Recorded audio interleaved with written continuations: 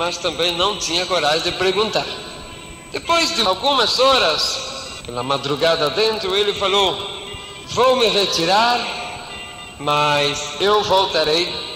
Não fala nada à sua esposa porque ela vem depois. Eu falei: vem depois aonde? Aonde ela vai? Ela não vai sair. E ele foi. Sumiu, escureceu tudo e eu fiquei ali. Na outra noite aconteceu a mesma coisa. Estava eu dormindo, aquele anjo apareceu. De repente começamos a conversar a respeito de nossas tradições, nossos costumes. Começamos a falar a respeito dos profetas. E ele foi também uma noite de diálogo. Antes de ele se despedir, antes de ele sair, ele fala: a sua mulher vem depois, não fale nada, porque voltarei. E eu perguntava: vai para onde? Minha mulher vai depois aonde? Porque ninguém tem que sair a nenhum lado. E assim foi, assim a terceira noite também. Estava eu dormindo quando apareceu. Eu estava intrigado porque eu não entendia como era que aquele ser entrava ali adentro. Tudo fechado, tudo trancado. Tinha medo de perguntar porque eu sabia que alguma coisa muito raro era. Mas a partir dessa terceira noite, ele falou para mim: vamos estudar o profeta Isaías. E no profeta Isaías nós começamos a estudar e ele começou a falar a respeito do Messias, como deveria vir o Messias. E começamos dentro do Antigo Testamento, ou seja, no livro dos judeus, a buscar dentro dos profetas, dentro dos livros, tudo que falasse a respeito da vinda do Messias. O interessante é que aquele anjo, conforme ele ia falando, ele ia me dando a entender que o Messias já tinha vindo, que Cristo já tinha vindo. E mesmo a minha mente já estava confundida, porque uma hora parecia que ele, ou seja, a minha razão estava dividida. Metade sabia que Cristo tinha vindo já, e a outra metade continuava ainda presa, segura na lei, sem abrir mão. E assim foi. No terceiro, no quarto, no quinto dia, ou seja, noite, eu brigava com aquele anjo. Eu falava: isso deve ser espírito maligno, deve ser espírito de cristão, isso deve ser obra de macumba de cristão. Mas eu não me atrevia a perguntar. Foi quando, na sexta noite, nós tivemos uma discussão muito profunda. Eu defendia a lei a unha e dente. Muitas vezes eu brigava, eu achava bravo, mas ele, na sua calma, na sua tranquilidade, tinha muita paciência para comigo. Eu falei: eu tenho que destruir esse espírito de cristão que está me atormentando aqui. Foi quando eu tive a ideia de dizer: vou fazer 10 perguntas difíceis, fazer um concurso de perguntas bíblicas e ele não vai responder. Eu falei: olha, nós vamos fazer o seguinte, amanhã eu vou fazer para você 10 perguntas. Se você responder, você continua vindo na minha casa, tudo bom? Se não, você vai embora, eu continuo judeu, você continua cristão, tudo bom? E ele aceitou e dizendo: mas se eu responder, você vai aceitar que Cristo já veio? Olhei para ele e falei: olha, eu sou capaz até de virar cristão se você me ganhar. Pensava como um cristão queria ganhar de um judeu. Amanheceu o dia, eu saí correndo para buscar uma sinagoga. Descobri que São Paulo tinha rabinos ortodoxos e fui a ele e falei: rabino, tem uma cristão que toda noite entra na minha casa. E ele se assustou, disse: como você deixa cristão entrar dentro de sua casa? Gentil. Eu falei: esse goi entra dentro da minha casa, mas eu não sei por onde ele entra, não sei como ele faz. E então contei para aquele rabino que eu fiz com ele. Ele falou: vamos fazer 10 perguntas difíceis. E ali o rabino formou 10 perguntas. E ele falou: olha, se é aquele povo cristão comum, esse não tem problema. Esse que fuma, bebe, esse não tem problema porque esse não sabe por nada. Agora há um problema. Se for de uns cristãos fanático que anda a Bíblia abaixo do braço, esses são perigosos. Esse povo sabe demais. Mas ali eu falei: deve ser desses.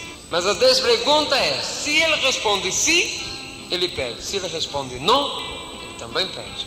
Saí correndo de novo, volta para casa, pegar avião, volta para casa. Quando chega, foi dormir. Chegou a hora, já estava lá, eu esperando, acordei, o anjo já estava lá. Eu falei, tá aqui, vai fazer 10 perguntas, você responde, se não responde, você vai embora. Lava a casa com creolina, purifica, casa que entrou goi. E aí então, você continua cristão, eu judeu, tudo bom. Primeira pergunta foi a seguinte: se você Messias, será sumo sacerdote? Porque se ele respondesse não, ele ia perder, porque o Messias é sumo sacerdote. Se ele respondesse sim, ele também iria perder, porque eu iria provar para ele que o tal de Jesus Cristo não pertenceu à tribo de Levíticos. Mas na mesma hora ele me respondeu, fazendo pergunta, dizendo: acaso, no meio de todos os sumos sacerdotes, todos foram da tribo de Levi? Na mesma hora a minha alegria de ganhar aquele gentil se acabou, porque Melquisedeque ninguém sabe de que tribo é e não pertence aos levíticos. E conclusão, eu que estava na esperança de ganhar de 10 a daquele anjo, perdi de 10 a para ele. Fiquei morrendo de raiva, e pior, que havia prometido para ele que se ele ganhasse eu virava cristão, e palavra do judeu tem que ser sim, sim, não, não. E eu chorei de amargura e de raiva, e quando ele terminou, ele falou comigo: a partir de hoje, Yosef, tu nunca mais será o mesmo. Eu falei: por que não vai ser eu mesmo? Vou continuar sendo o mesmo. Eu falei: você me ganhou, tá bom, você me ganhou. Aí ele foi saindo, já desaparecendo pela parede. Eu falei: tudo bem, você me ganhou, mas quem é você? Me responde, quem é você? Naquela hora ele falou com aquela voz, indo-se para o infinito: eu sou aqui. E antes dele desapareceu, escureceu tudo de novo, e apareceu uma mão na parede, e nessa mão começou a aparecer uma ferida, e eu vi sair 3 gotas grandes de sangue. E eu falei: não, esse cristão, a parte de me bagunçar a minha cabeça, todo dia ainda é suja esse tapete com sangue, eu vou ter que lavar e pagar a limpeza de tapete. Desapareceu aquilo, fui, acendeu a luz. Quando eu fui para lá, não vi nenhum sinal de sangue ali. Falei: alguma coisa muito rara acontece, e eu estremeci o corpo todo, fiquei com muito medo, mas voltei, paguei luz para ir dormir. Quando eu vou apagar a luz, eu olho para cima, eu vejo as 3 gotas de sangue, e que veio para o meu lado, e uma voz que falou comigo assim: seja agora lavado no sangue do Cordeiro. E eu senti que naquela hora, aquelas 3 gotas de sangue caíram em mim, eu senti aquele gosto inclusive de sangue na boca, estremeci o corpo todo dia, porque eu fiquei com muito medo, muito abalado, e fui a dormir. No outro dia era Shabat, levantei já brigando, pela primeira vez, brigando com mim mesmo, mas a minha briga era contra Deus, porque eu falava: Deus me abandonou, fez um goi me ganhar, fez um gentil entrar na minha casa, profanar a minha vida, fazer eu prometer, e Deus não gosta mais de mim, eu vou pecar, vou fazer bastante pecado. E dia sábado, muitos pecados se pode fazer: andar mais do que 1430 metros, acender fogo e várias coisas que não é lícito fazer dia sábado.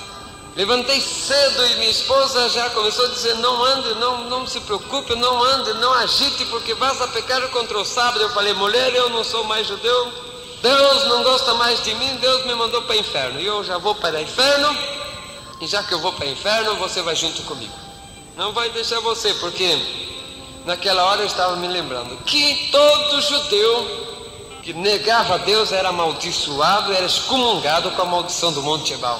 E eu sabia que todos os meus vizinhos, minha família, animal, mulher, tudo estaria naquele momento amaldiçoado, anatemizado, excomungado. Eu falei: Deus não gosta mais de mim, Deus me jogou fora. E foi ali que eu comecei a andar, chegou a noite,